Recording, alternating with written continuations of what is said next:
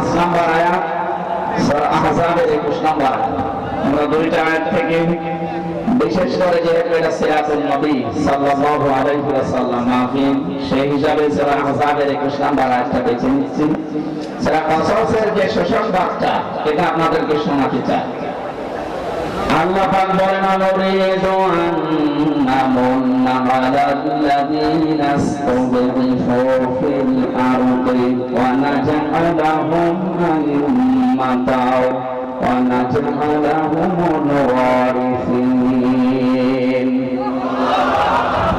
এই পৃথিবীর ময়দানে ফেরাউন ছিল, যতগুলো দল আছে কাউকে কিছু বলবো না, শুধুমাত্র মুসা আলাইহিস সালামের যে অনুসারী যে দল, এই দলকে আমি ধ্বংস করে দেব। হাজার হাজার বছর আগে ফেরাউন বুঝতে পেরেছিল এদেশে যেহেতু দল ভিতরে বহু মানুষ বিভক্ত হয়ে আছে, কোন দলের দ্বারা তার ক্ষতি হওয়ার সম্ভাবনা নেই। একটা দলের দ্বারা তার ক্ষতি হওয়া, তার রাজত্ব, তার চেয়ার চলে যাওয়ার সম্ভাবনা আছে, সেটা মুসা নবীর দল। এখানে বড় টার্গেট ছিল এই দলটাকে। হাজার হাজার বছর পর 2009 সাল থেকে 24 সাল পর্যন্ত পৃথিবীতে লেডি ফেরাউন যারা এসেছে তার ভেতরে অন্যতম আমরা অনেককে পেয়েছি। তারাও বুঝে ফেলেছে এদেশে হাজারো দল আছে, কারো দ্বারা চেয়ারের ক্ষতি হওয়ার সম্ভাবনা নেই। একটা দলের দ্বারা এদেশের চেয়ার নেড়ে যাওয়ার সম্ভাবনা আছে। সে দলের ভেতরে আমরা 4টা জিনিস পেয়েছি। কোন দল যদি কেউ গঠন করে, সূরা আলে ইমরানের ভেতরে 4টা বিষয় আল্লাহ জানিয়েছেন। 104 নম্বর আয়াত। দল করতে আমরা জানি 4টা জিনিস লাগে। 1 নম্বরে নেতা লাগে। কি লাগে? নেতা ছাড়া দল হয়? কোরআনে কারিমের জন্য বিশ্ব নবীকে আল্লাহ হে নেতা এই শব্দ বলে ডাক দিয়েছেন। ইয়াসিন।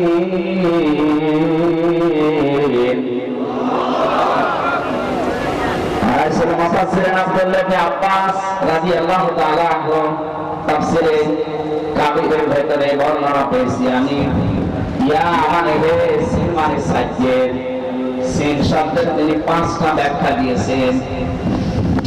আইসুল মুফাসসিরিন নবীকে আপন চাচাতো ভাই আব্দুল্লাহ ইবনে আব্বাস তিনি বলেন, সিন মানে সাজ্জেদুল আলামিন, সিন মানে সাজ্জেদুল বাশার, সিন মানে সাজ্জেদুল কাওনাইন, সিন মানে সাজ্জেদুল আম্বিয়া, সিন মানে সাজ্জেদুল মুরসালিন।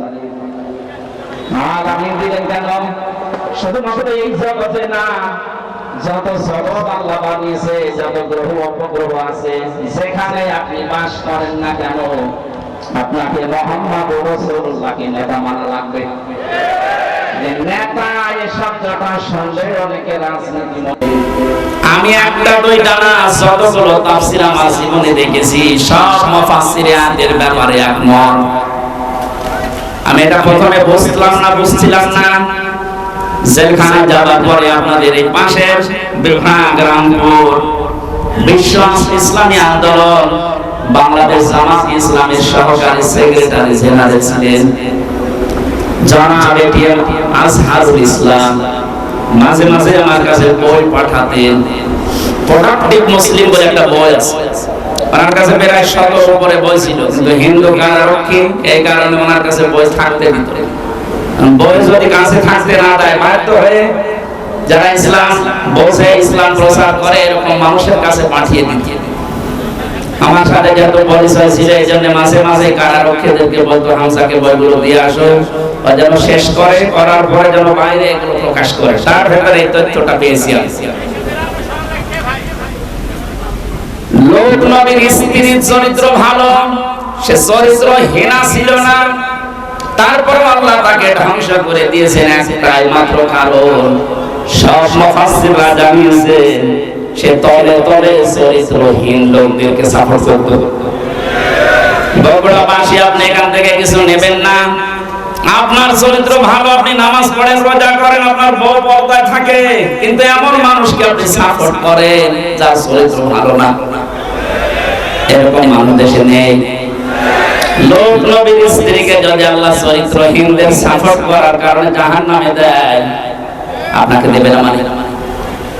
এজন্য যার পেছনে থাকবেন খুব খেয়াল করে, এটা দুনিয়ার বিষয় হলে আল্লাহর কসম আমি বলতাম না, এটা সম্পর্ক আখিরাতের সাথে। এই পৃথিবীর ময়দানে যার আদর্শ ঠিক নেই, নেতা ঠিক নেই, এ মারা যাওয়ার পরে কিতাবুল মুফরাদের ভেতরে হাদিস পেয়েছি, আলাদাবুল মুফরাদ, ও মরণের সঙ্গে সঙ্গে বিনা হিসাবে বিনা বিচারে জাহান্নামী। আমি আপনাদেরকে বাঁচাতে এসেছি।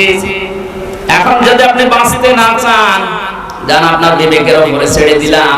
আমি দেখতে পাচ্ছি কোরআনের চোখ লাগিয়ে যে আপনি জাহান্নামে যাচ্ছেন। আসেন, ফিরে আসেন। এখন পশ্চিম দিকে সূর্য ওঠে নাই, এখনো পর্যন্ত তওবার দরজা বন্ধ হয়ে যায়নি। ফিরে আসেন, এটা দুনিয়ার বিষয় না। বগুড়াবাসী বহু ভালোবাসি আপনাদের, এটা দুনিয়ার বিষয় না, এটা আখিরাতের সাথে সম্পৃক্ত। আপনি তো আরা খাচ্ছেন। সাইয়্যিদুল বাশার আল্লাহ দিয়েছেন, সাইয়্যিদুল আলামিন দিয়েছেন। যদি বলেন আমি বগুড়ায় না, আমি কুষ্টিয়ায় বাস করি, কুষ্টিয়া কি পৃথিবীর ভেতরে না? শুধুমাত্র 228টা রাষ্ট্র নিয়ে পৃথিবী গঠিত।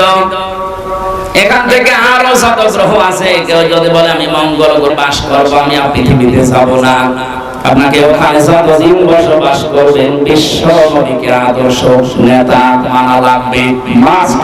না মানলে আপনি জাহান্নামে যাবেন। দল করতে প্রথমেই নেতা লাগে।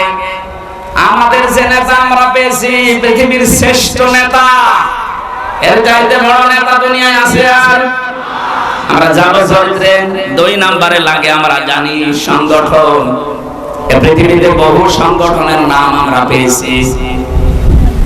বাংলাদেশ জামাতে ইসলামী, এর ভেতরে যে শব্দগুলো দিয়ে গঠিত আপনি তাকান। অনেকে বলেন মওদুদি বানিয়েছে, আরে শয়তান বানিয়েছে। যে আপনি লক্ষ্য করেন শব্দের দিকে, জামাতে ইসলামী, ইসলামের দল, এর চাইতে আর সুন্দর জিনিস কি থাকে? এই শব্দটা নেওয়া কোরআনে কারীমের সূরা আলে ইমরানের 104 নম্বর আয়াতের প্রথম অংশ থেকে, ওয়ালতাকুম মিনকুম উম্মাতুন, এই যে শব্দ থেকে 3 নম্বরে লাগে আমরা দেখেছি প্রতীক লাগে। এই পৃথিবীর সর্বশ্রেষ্ঠ প্রতীক হচ্ছে দাড়িপাল্লা। আপনি বাংলাদেশের হাইকোর্টে যান, সুপ্রিম কোর্টে যান, দেখবেন একটা দাড়িপাল্লা টাঙানো আছে। কথা বলছেন? কেন টাঙিয়েছে সরকার? এ বাংলার 18 কোটি মানুষকে বোঝাতে চাই যে বাংলাদেশের বগুড়া জেলা ম্যাজিস্ট্রেট কোর্ট, জজ কোর্ট থেকে যদি তোমরা ন্যায় বিচার না পাও, হাইকোর্টেও যদি না পাও, সুপ্রিম কোর্টে এসে দেখো দাড়ি পাল্লা টাঙানো আছে। এখানে পাল্লা একদিকে ঝুলে যাওয়া না, একেবারে সমান্তরাল। তার মানে সরকার বাংলার মানুষকে বোঝাতে চাচ্ছে যে এখানে আসলে ন্যায় বিচার পাওয়া যাবে।